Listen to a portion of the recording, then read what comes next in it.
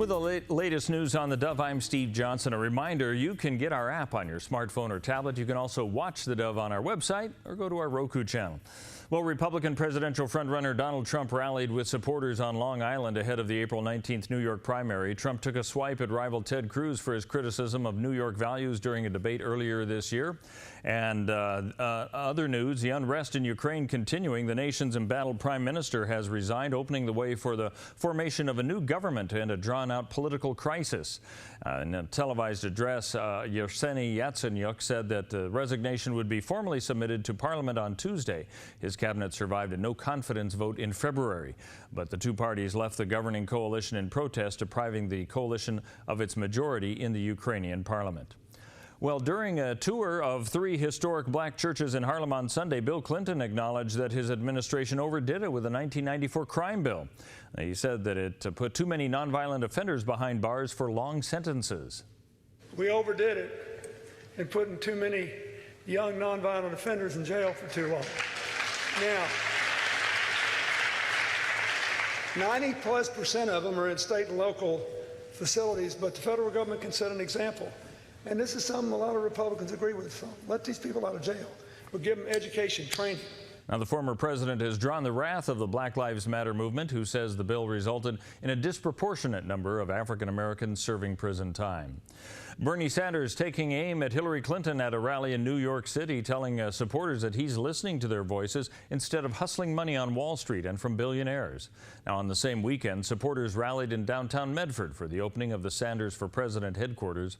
Supporter Don Casey says she's encouraged by the tightened race against Hillary Clinton and the way Sanders appeals to the younger vote.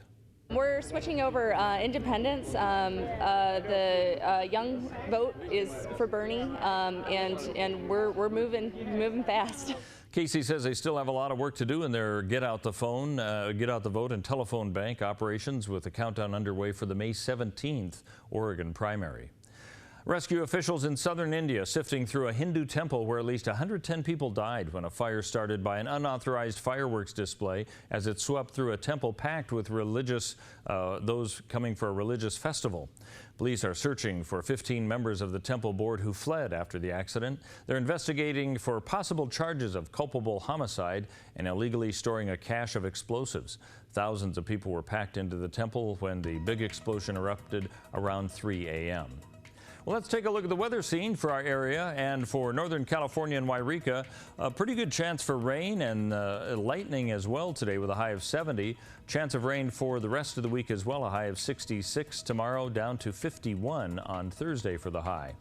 Moving into the Klamath Basin, a slight chance of rain as well as some possible lightning with a high of 69 today. Rain a factor anyway for the rest of the week, a high of 61 tomorrow, could get down to only 47 for the high Thursday. As we move along the Oregon coast, enjoy the mostly sunny skies today. Rain coming in tomorrow, high of 57 today. Rain coming in on tomorrow, but also temperatures rising up to 60 on Wednesday. As we move into the Bend area of Central Oregon, 73 and a slight chance of rain today and tomorrow. And for Southern Oregon in the Medford area, chance for rain today, a high of 74, cloudy skies and 66 tomorrow. That's a look at news and weather. You're up to date right here on the Dove.